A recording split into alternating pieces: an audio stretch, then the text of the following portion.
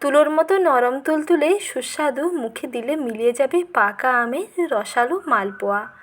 অমৃত স্বাদের এই রকম পাকা আমের মালপোয়া একবার এই পদ্ধতিতে বানিয়ে দেখুন, ভীষণ টেস্টি হবে। বানানোও যেমন সহজ আর তেমন খেতেও দারুণ লাগে। আর পাকা আমের সিজনে এই রকম পাকা আমের মালপোয়া একবার না বানালে পাকা আমের রেসিপি খাওয়াই অপূর্ণ থেকে যাবে। তাই এই পদ্ধতিতে একবার পাকা আমের রসালো মালপোয়াগুলো বানিয়ে দেখুন। প্রথমে একটা পাকা আম নিয়ে নিচ্ছি, তারপরে খোসা এবং আঁটি বাদ দিয়ে বাদবাকি আমের শাঁসটাকে এইরকম টুকরো করে একটা ব্লেন্ডারের মধ্যে নিয়ে নিতে হবে। আর এই রকম সুমিষ্টি পাকা আম হলে এর টেস্টটা দেখবেন আরও ভালো হবে। প্রথমে আমের খোসা ছাড়িয়ে নিয়ে তারপরে আমগুলোকে এরকম বড় বড় টুকরো করে কেটে নিয়েছি। এখানে যেহেতু আমটা খুবই মিষ্টি, তাই এখানে আর কোনো রকম চিনি দেওয়ার প্রয়োজন নেই। যদি আম একটু টক হয়, মোটামুটি একটু কম মিষ্টি হয়, তাহলে কিন্তু যখন মিক্সার গ্রাইন্ডারে ব্লেন্ড করবেন তখন কিন্তু অবশ্যই অল্প একটু চিনি দেবেন, তাহলে টেস্টটা বেশি ভালো হবে। এখন এই মিষ্টি আমটাকে একটা মিক্সার গ্রাইন্ডারে দিয়ে পেস্ট বানিয়ে নিলাম। আমের পাল্প একেবারে রেডি। এই আমের পাল্প দিয়ে একটা ব্যাটার বানাবো।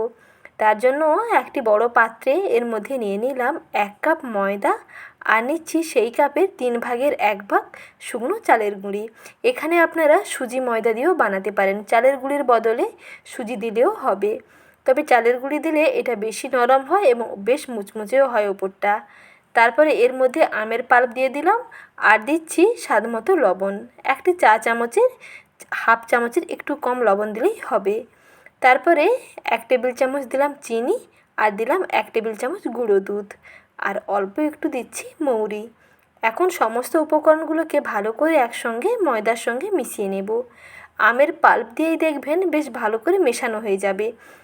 প্রথমে এরকম আমের মিশ্রণটাকে দিয়ে মিশিয়ে নিন, তারপরে যতটা জল লাগবে জলটা অল্প অল্প দিয়ে মাখবেন।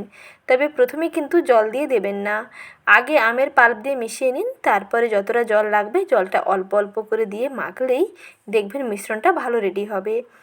না হলে কিন্তু জলের পরিমাণ বেড়ে যাবে। বেশ মিশ্রণটাকে ভালো করে মেখে নিয়েছি। এখন মিশ্রণটা অনেকটাই ঘন লাগছে, তাই এখানে আরও একটু জল দিয়ে দিলাম। এই রকম ঘনত্বের একটা ব্যাটার রেডি করতে হবে। আর ব্যাটার যত ভালো করে ফেটাবেন তত দেখবেন মালপোয়াগুলো ফুলকো ফুলকো হবে। এই মিশ্রণটাকে একটা হ্যান্ড উইক্স দিয়ে ভালো করে ফেটিয়ে নিলাম। এখন মিশ্রণের ঘনত্বটা দেখুন। ব্যাটার একেবারেই রেডি। মালপোয়া বানানোর জন্য আমের ব্যাটার একেবারে রেডি হয়ে গেছে। এখন এই ব্যাটার থেকে 1 হাতা করে ব্যাটার নিয়ে ডুবো তেলের মধ্যে ভেজে নিতে হবে। আর তার জন্য তেলটাকে আগে থেকে বেশ ভালো করে গরম করে নিয়েছি। গরম তেলের উপরে 1 হাতা ব্যাটার দেওয়ার সঙ্গে সঙ্গেই দেখবেন এইরকম তেলের উপরে ভেসে উঠে আসবে। তারপরে কিছুটা গরম তেল এইরকম ওপর থেকে ছিটিয়ে দেবেন, দেখবেন বেশ ফুলকো ফুলকো হয়ে যাবে। আর একটা সাইডের কালারটা মোটামুটি একটু যখন চেঞ্জ হয়ে যাবে তখন অপর সাইডটাকে উল্টে দেবেন। এইভাবে গ্যাসের আঁচটা একেবারে মাঝারি থেকে কমের মধ্যে রেখে একটুখানি সময় নিয়ে ভেজে নিতে হবে, তাহলে ভীষণ মুচমুচে হবে আর ভেতর থেকে বেশ ভালোভাবে ভাজা হয়ে যাবে। এই একইভাবে আমি সমস্ত মালপোয়াগুলোকে ভেজে নিচ্ছি। এই মালপোয়াগুলো খেতে কিন্তু দারুণ লাগে, ছোট থেকে বড় সবার দেখবেন ভীষণ পছন্দ হবে। এই পদ্ধতিতে একবার পাকা আমের মালপোয়াগুলো বানিয়ে দেখতে পারেন, ভীষণ টেস্টি হয়, একেবারে মাখনের মতো নরম তুলতুলে হয় আর অমৃত স্বাদের হয়। একবার খেলেই বারবার খেতে চাইবেন। এক এক করে সমস্ত মালপোয়াগুলোকে ভেজে নিয়েছি। এখন এগুলোকে চিনির শিরার মধ্যে দিয়ে দেব। ততক্ষণে পিঠেগুলোকে একটু ঠান্ডা করে নিচ্ছি ওদিকে। আর এদিকে একটা চিনির শিরা রেডি করে নিচ্ছি। 1 কাপ চিনি, 3টে এলাচ এবং 1 কাপ জল, এই মেজারমেন্ট করে চিনির শিরাটা বানিয়ে নিচ্ছি। তাহলে কম সময়ের মধ্যেই দেখবেন চিনির শিরাটা ভালোভাবে রেডি হয়ে যাবে। কিছুক্ষণ নাড়লেই চিনিটা বেশ ভালোভাবে মেল্ট হয়ে যাবে। তারপরে আর 5 থেকে 7 মিনিট মতন একটু জাল দিয়ে নিন। 5 থেকে 7 মিনিট ফুটিয়ে নিলেই হাই হিটে চিনি শিরাটা বেশ চিটচিটে হয়ে আসবে। এখন এই শিরাটা থেকে অল্প একটু শিরা নিয়ে একটু হাতের মধ্যে চেক করে নিন। যখন দেখবেন যে চিটচিটে লাগছে তাহলে বুঝতে পারবেন যে শিরা একেবারে রেডি।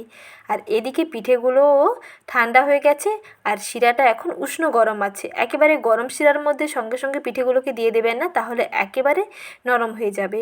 এটা কিন্তু খেতে ভালো লাগবে না। তাই শিরাটা একটু উষ্ণ গরম থাকবে আর পিঠেগুলো ঠান্ডা থাকবে।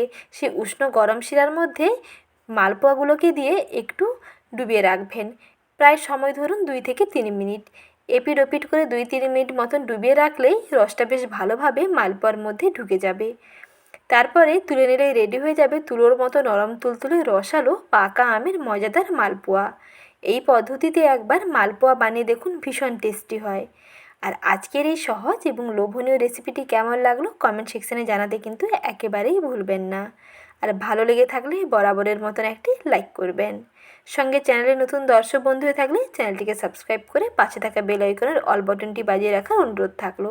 নতুন ভিডিওর আপডেট সবার আগে পেয়ে যাবেন। প্রতিটা মালপোয়া আমি একটা প্লেটে সার্ভ করে নিয়েছি। দেখুন ভেতর থেকে কতটা জুসি হয়েছে, বেশ রসালো হয়েছে আর একেবারে তুলোর মতো নরম হয়েছে। মুখে দিলেই মিলিয়ে যাবে আর স্বাদ দেখবেন মুখে লেগে থাকবে। তাই দেরি না করে পাকা আম থাকতে থাকতেই রেসিপিটি ঝটপট বানিয়ে ফেলুন। খেতে দেখবেন দারুণ লাগবে। আজ এই পর্যন্ত। ভালো থাকবেন, সুস্থ থাকবেন। ধন্যবাদ।